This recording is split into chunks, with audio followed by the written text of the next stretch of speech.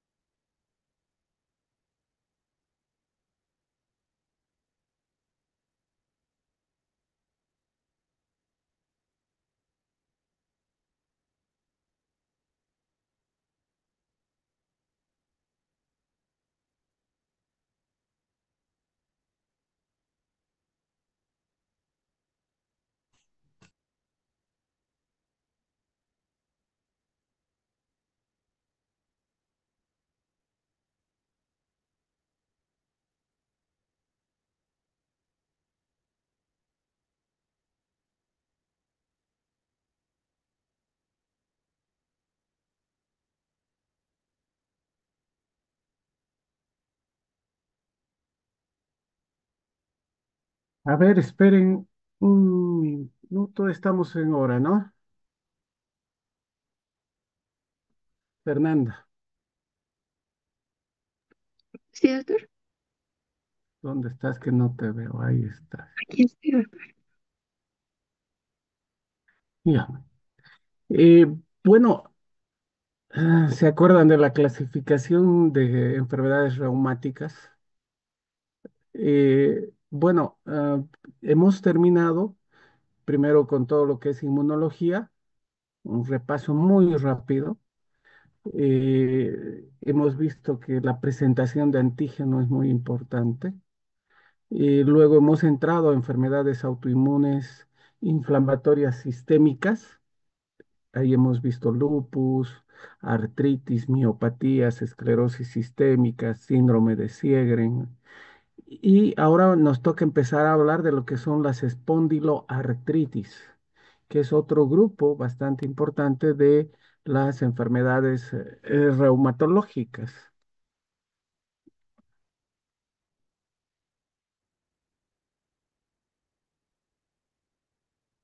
Y las espondiloartritis las vamos a clasificar como axiales, periféricas.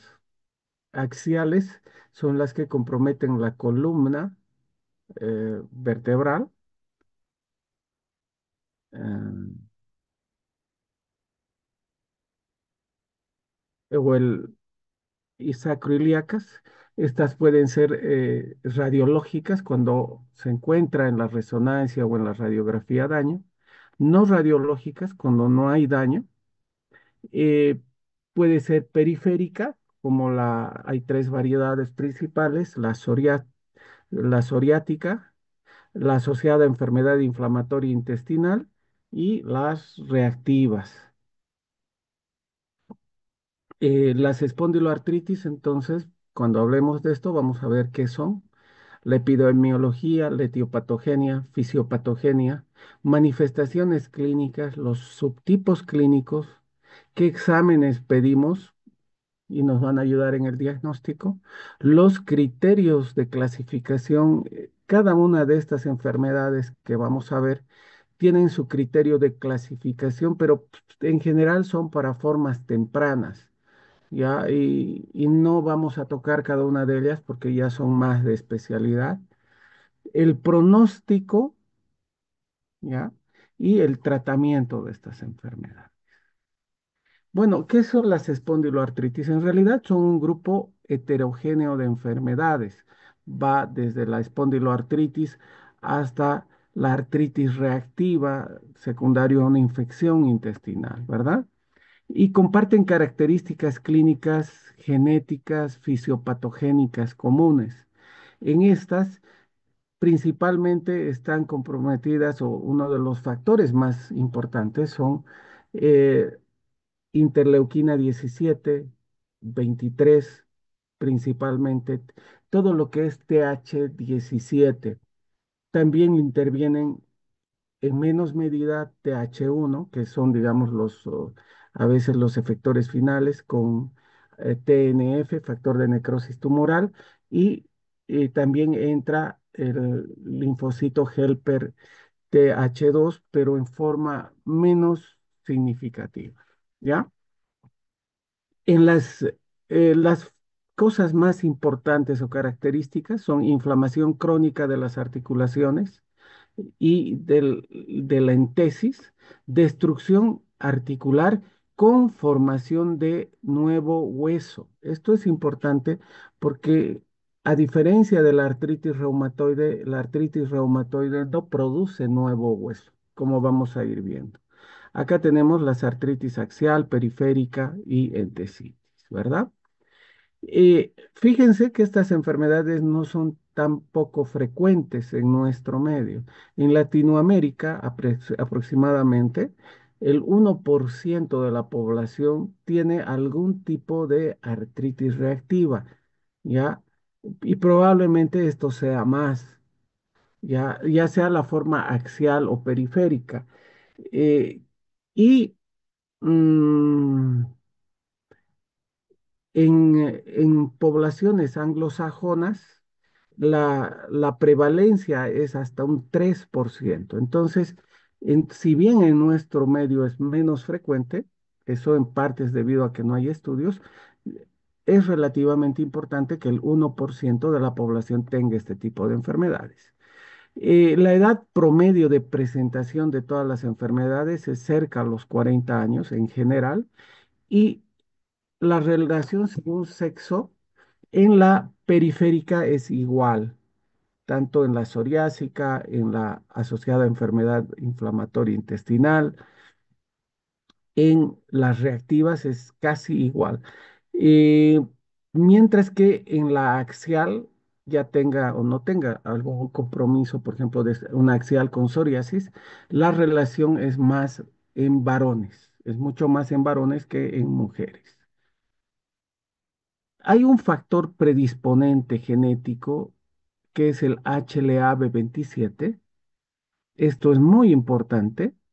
Y también hay factores genéticos no relacionados al HLA y factores desencadenantes. Y dentro del desencadenante, obviamente, está los derivados del petróleo, están el cigarrillo, eh, están algunas infecciones, pero principalmente dentro de los desencadenantes está la disbiosis intestinal, como vamos a ver. Primeramente vamos a hablar de los factores genéticos del HLA y otros genes.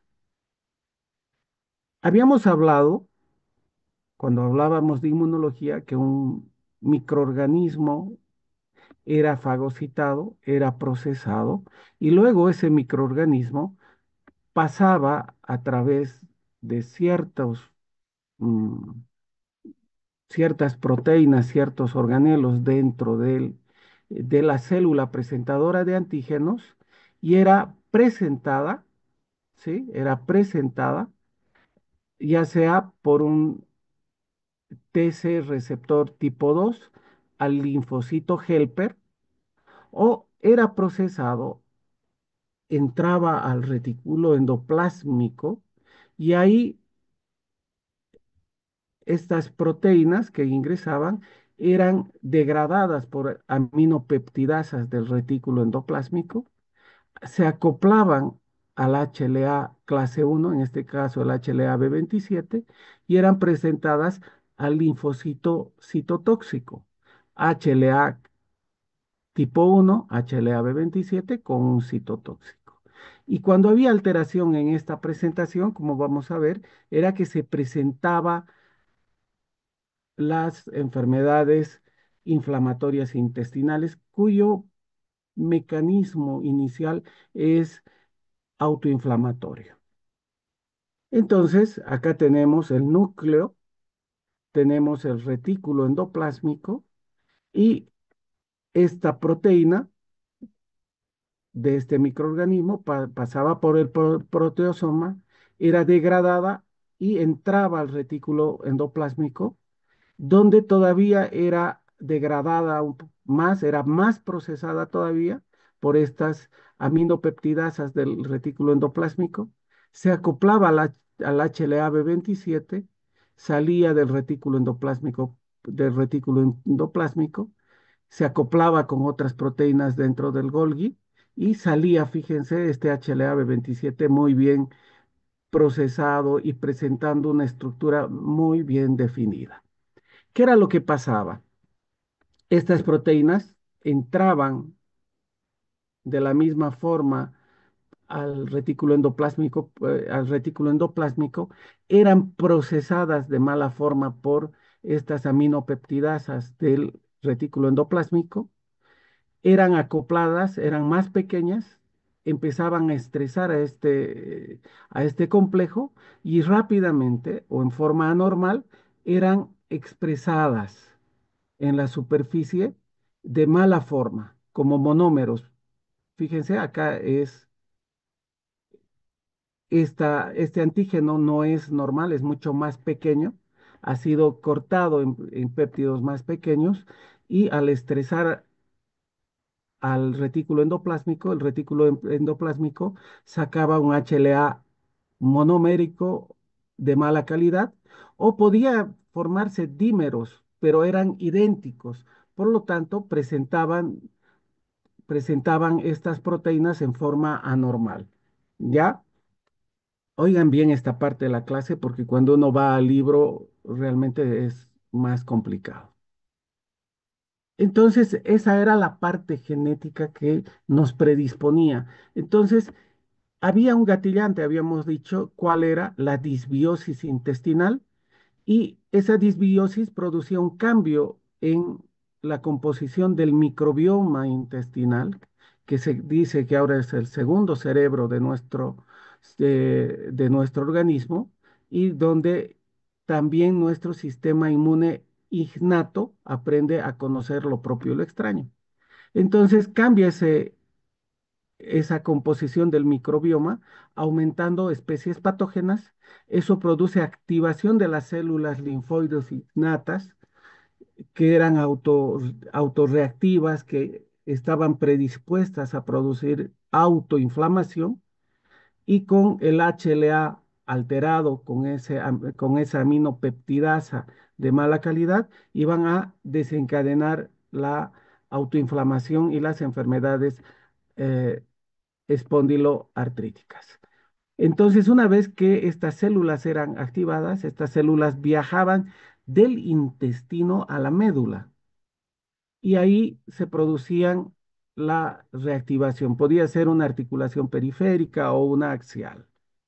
Entonces, acá tenemos el microbioma compuesto por un microbioma especial absolutamente sano y lo que hacía era de que las especies patógenas Proteus, Yersinia, Aspergillus, Peptidococos, etcétera, etcétera, iban proliferando, ¿verdad?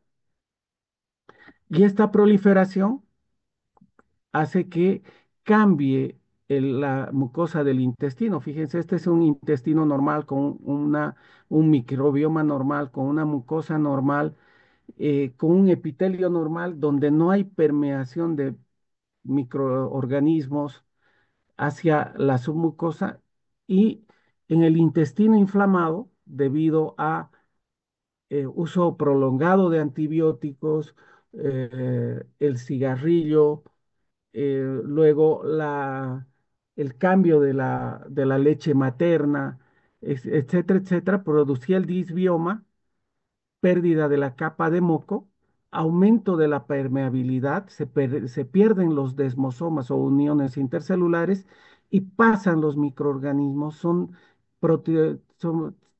lisados por algunas proteínas que tenemos de defensa y esto hace que estos antígenos patológicos empiecen a presentarse más a nuestros macrófagos. Estos macrófagos activan a las células linfoides que son del sistema innato y estas se activan y empiezan a activar linfocitos T, sobre todo TH17.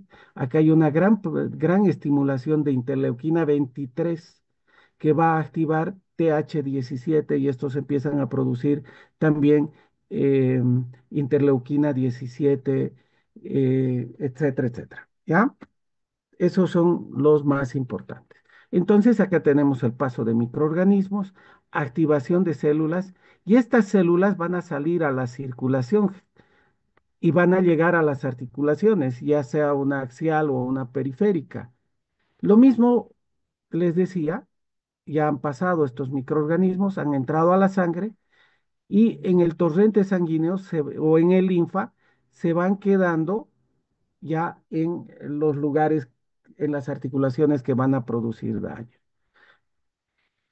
Muy bien, ¿qué pasa en la articulación? En la articulación es activado por estas citoquinas, factor de necrosis tumoral, luego interleuquina 17, son activados los eh, osteo- osteoblastos, perdón, los osteoclastos que activan al osteoclasto. Y este osteoclasto va a producir lisis del hueso y osteoporosis. Pero por otro lado, el hueso se está reabsorbiendo, pero por otro lado hay una gran activación del osteoblasto. Y ese osteoblasto va a producir formación de nuevo hueso, como vemos acá. Entonces el osteoblasto es el encargado de producir hueso nuevo. Y en todas las espondiloartropatías hay formación de hueso nuevo. Clínicamente, las espondiloartropatías, la gran mayoría, casi todas, van a tener artritis, ya sea axial o periférica.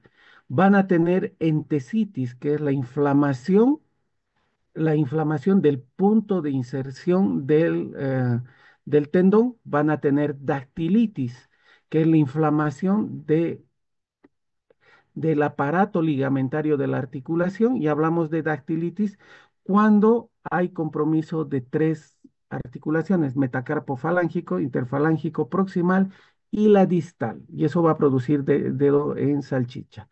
También pueden tener uveitis, las artritis, por ejemplo, asociadas a enfermedad intestinal tienen un 5%, o perdón, las reactivas tienen un 5% uveitis. Tienen dolor lumbar muchas de estas, ya sean las periféricas, obviamente la axial tiene dolor lumbar.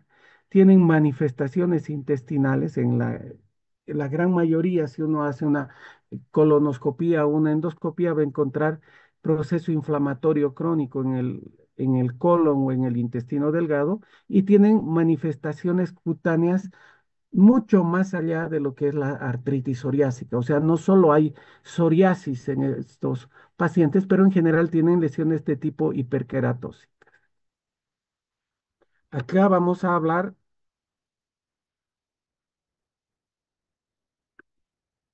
de este tipo de artritis. Las artritis pueden ser axial en columna lumbar, desde la cervical hasta la sacroiliaca. Tenemos artritis periférica, que es predominantemente en miembros inferiores, tobillos, rodillas y manos, ¿ya? En manos, ya les he dicho que compromete interfalángica distal, proximal y metacarpo falángicos, y producen los dedos en salchicha. Y es oligoarticular simétrica. Oligoarticular hablamos cuando es más de cinco, o más de una y menos de cinco. Y acá tenemos las entesitis. Fíjense, este tendón de Aquiles de acá está mucho más hinchado. Acá podemos ver el tendón de Aquiles bien definido, y acá está absolutamente inflamado. Es muy diferente la tendinitis de la entesitis. En la entesitis, acá, fíjense, hay un proceso inflamatorio de tipo inmunológico, no es un problema mecánico. Entonces hay inflamación en el sitio de inserción de los tendones y ligamentos, la cápsula articular y la fascia superficial del hueso. En la dactilitis, les decía que hay compromiso interfalángico distal, metacarpo o interfalángico distal, proximal y metacarpo falángico. Este es un Esta es una artritis en un paciente eh, a nivel del dedo del pie. Fíjense, parece un dedo en salchicha.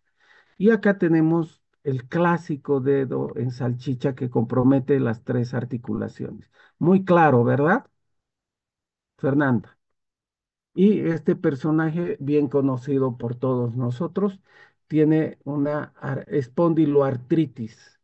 Por cuestión genética, probablemente también tenga un HLA-B27 y probablemente tenga un compromiso axial, ya sea en columna o sacroiliacas.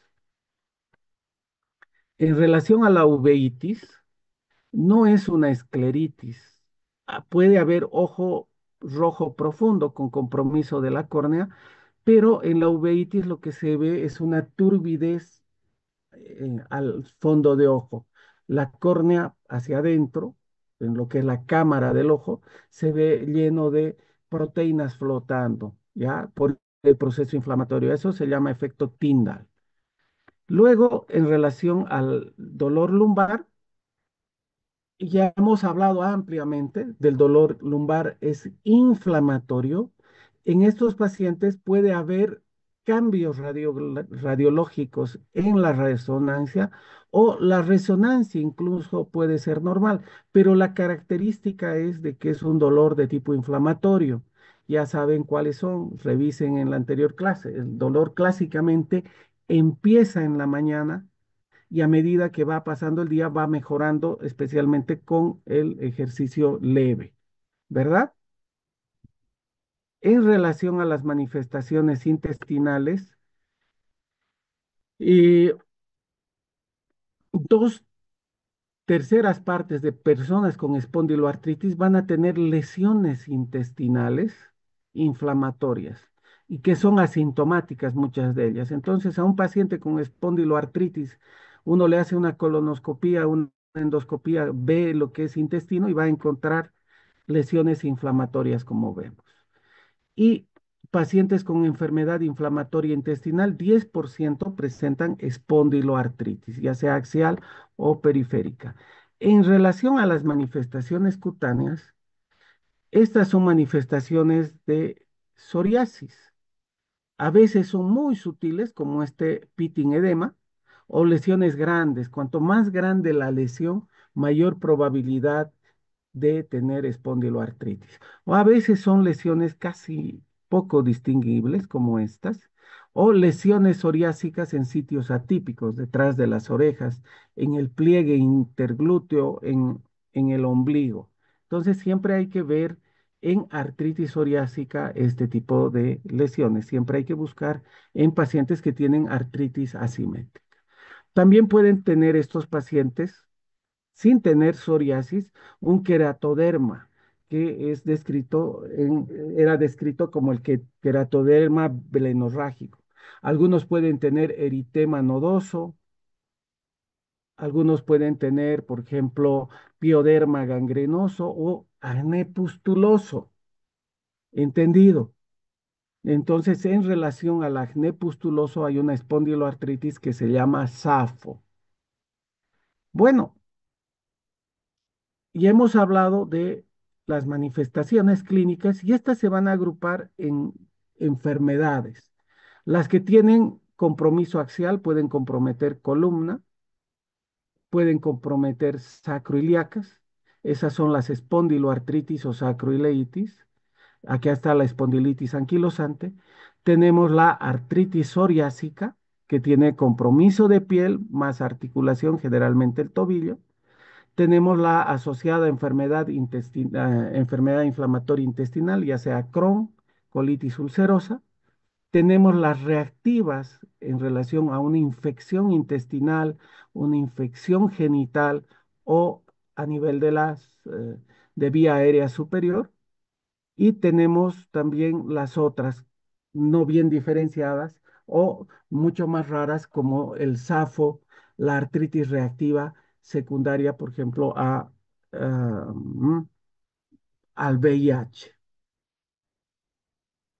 Fíjense, estas son las espondiloartritis, acá están las formas axiales, ya tenemos la forma radiológica, la no radiológica, Y tenemos las periféricas, donde las periféricas tenemos la psoriásica, la artritis asociada a enfermedad inflamatoria intestinal, las reactivas, y estas pueden tener formas axiales radiológicas, no radiológicas. La espondilitis anquilosante puede tener también, ser más espondilitis anquilosante y además tener psoriasis, etcétera, etcétera. ¿Ya? Hay diferentes combinaciones, o sea, es más compleja la clasificación y no hay una delimitación eh, bien clara. Entonces, las espondiloartritis axiales son radiológica y no radiológica. ¿Y qué vamos a ver en las espondiloartritis eh, radiológicas? Déjenme entrar.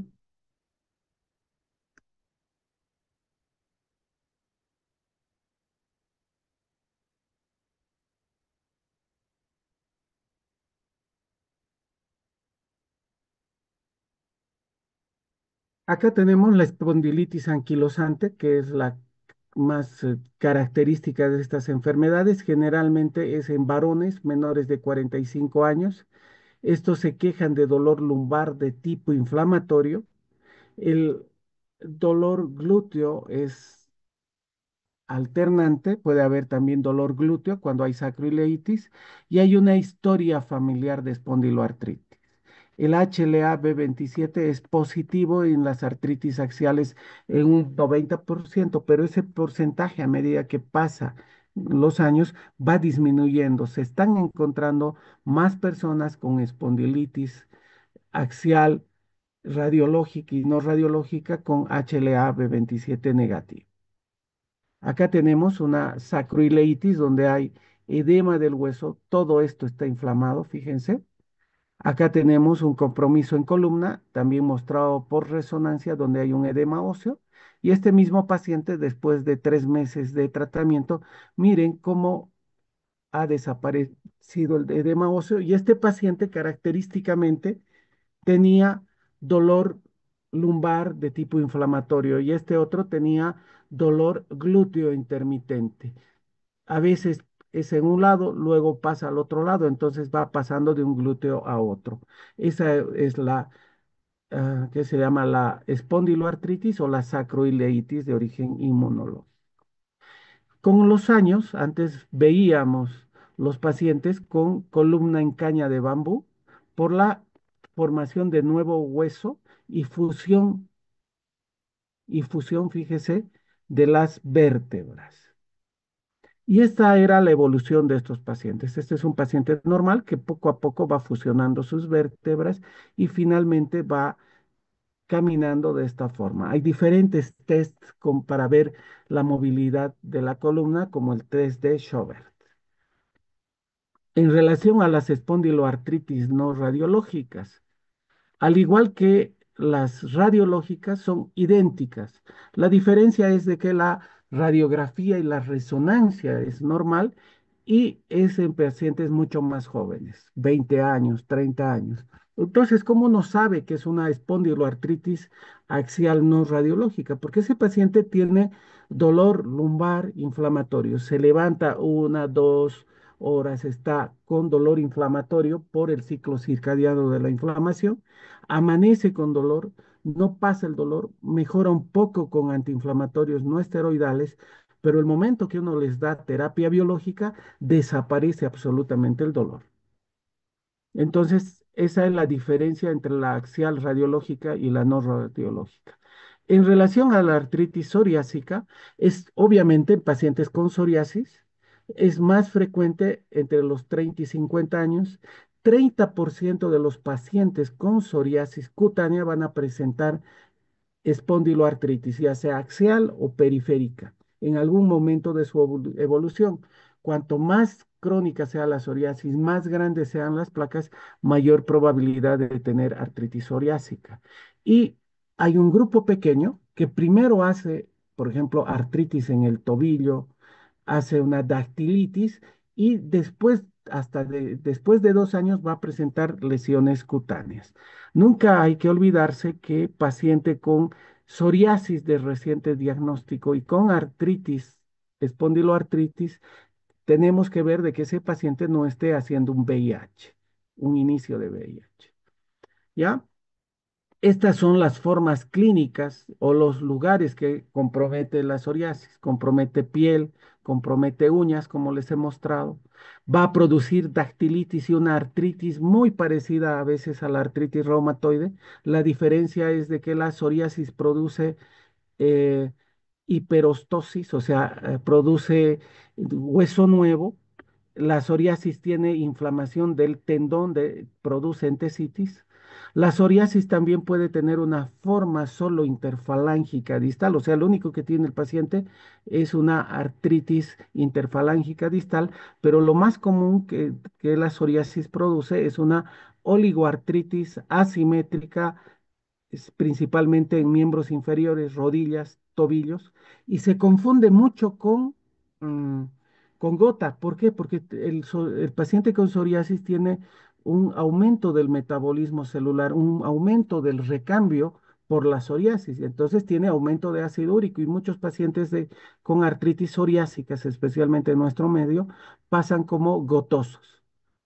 Y tenemos también la artritis psoriásica con compromiso axial, que es igual a la espondilitis anquilosante, pero el paciente tiene psoriasis.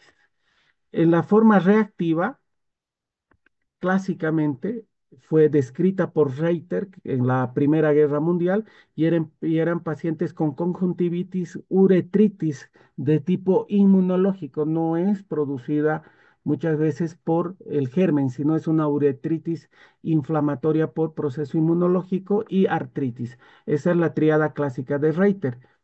Y puede presentarse la artritis reactiva después de una infección, generalmente bacteriana, pero algunos virus como el VIH puede producir una artritis reactiva.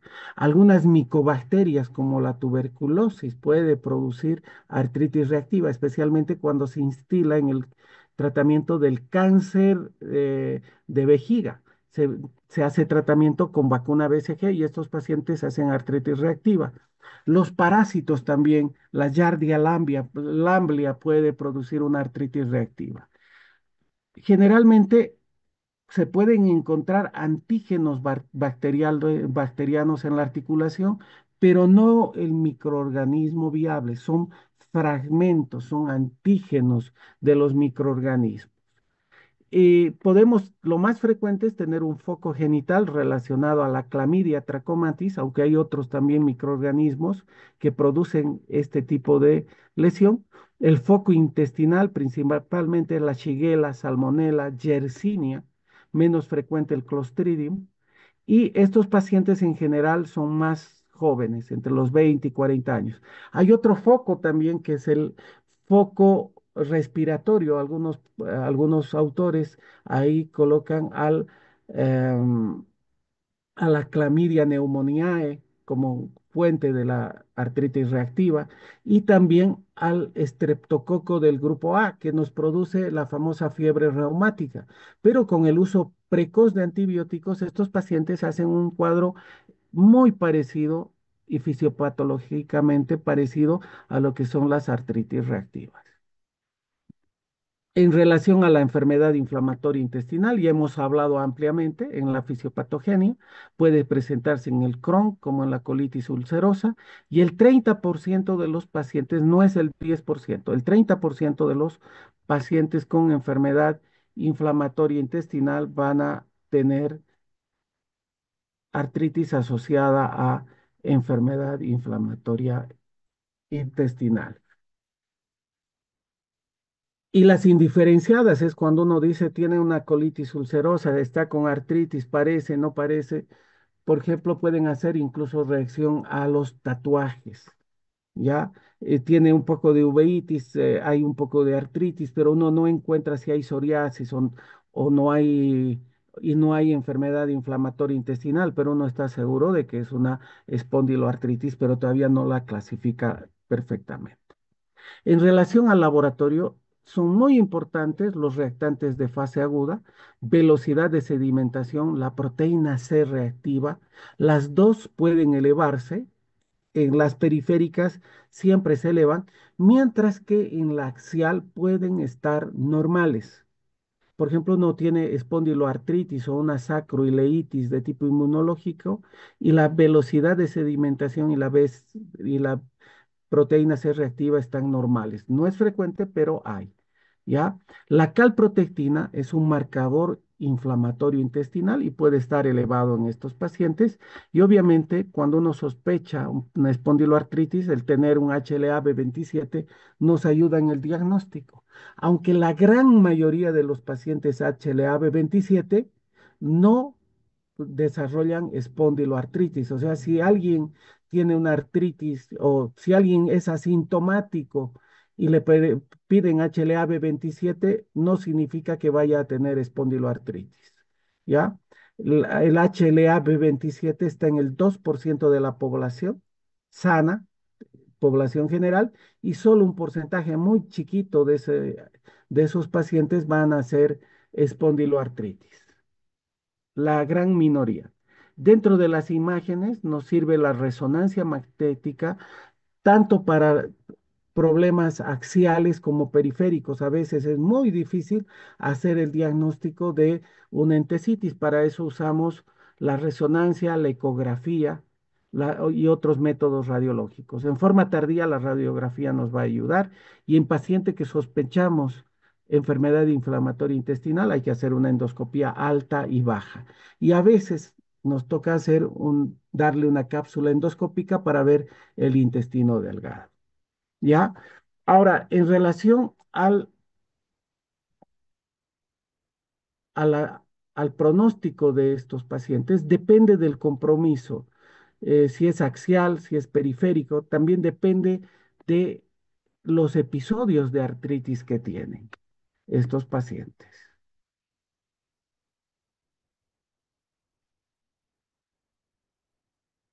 Si obviamente tienen muchos episodios, muchas activaciones, y estas activaciones son prolongadas, va a ser peor el pronóstico.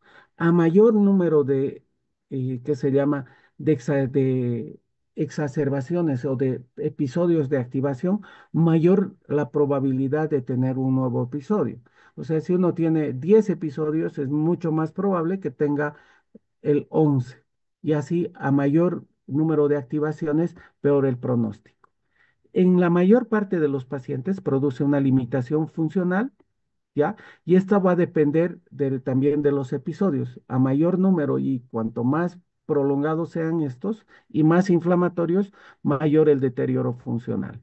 Las nuevas terapias, la terapia biológica ha mejorado muchísimo el pronóstico en estos pacientes, especialmente en el compromiso axial.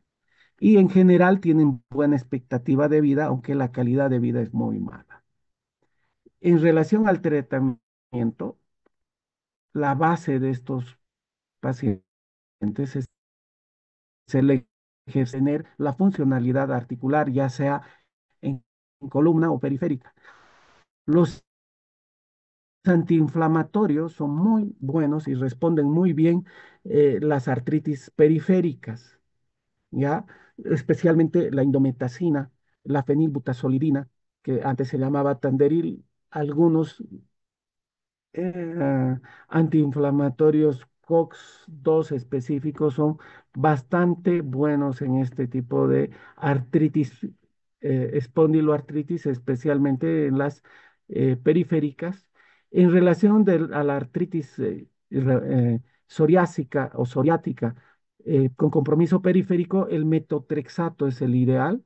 Y en la asociada enfermedad inflamatoria intestinal, la sulfasalacina, la mesalacina tienen buena respuesta. Los biológicos están reservados solo a casos graves de compromiso periférico y en la terapia de elección en pacientes con espondiloartritis axial. Ninguna prácticamente responde en su fase aguda inflamatoria a tratamiento con antiinflamatorios, ni metotrexato, ni sulfasalacina. La indicación es biológico en espondiloartritis axial y también se pueden usar inhibidores JAK. Bueno, muchachos, las espondiloartritis son como este elefante. enorme, enorme, enorme. eh, Tiene síntomas muy, muy difíciles a veces de encontrar, muy difíciles de conocer. Confunden mucho al médico muchas veces y el médico está como un ciego al lado de un problema enorme. Por lo tanto, ustedes tienen que conocer y saber bien de las espondiloartritis, del compromiso de la psoriasis, del compromiso de la enfermedad inflamatoria intestinal. Lamentablemente, en nuestro medio, los médicos que manejan estas patologías no están no conocen mucho de las espondiloartritis. ¿Alguna pregunta? Sí, doctor. Más que todo relacionado hacia lo que nos estaba hablando de los focos, ¿no? Cuando habla de foco genital intestinal, el padecer de una infección por clamidia, por Shigella, es un factor que predispone, un factor muy Desencadena. exacto, Lo que, desencadenante.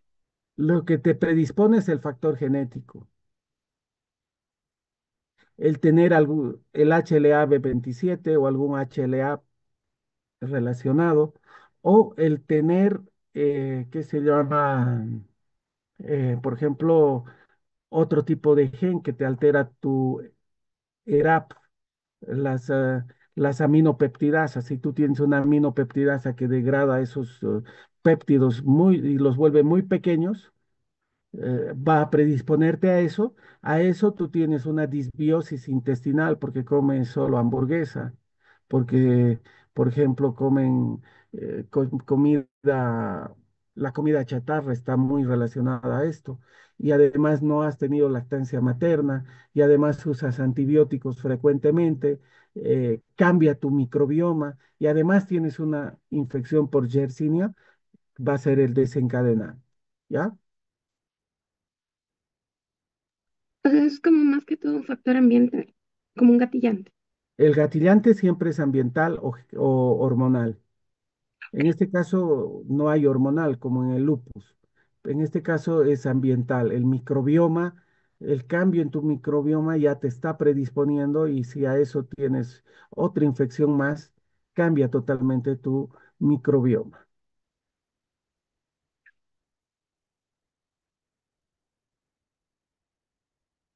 Preguntas a la una, a las dos, ¿algo más?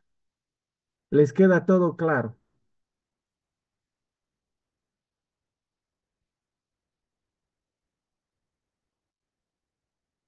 ¿Alguien más? Nada, todo quedó claro. Bueno, muchachos, mañana nos vemos. Mañana continuamos. Vamos a hablar de lo que es autoinflamación. Vamos a hablar de una enfermedad autoinflamatoria. ¿Ya? Muchas gracias. Hasta luego, doctor. Hasta luego. Hasta luego, doctor. Hasta luego, doctor. Hasta luego.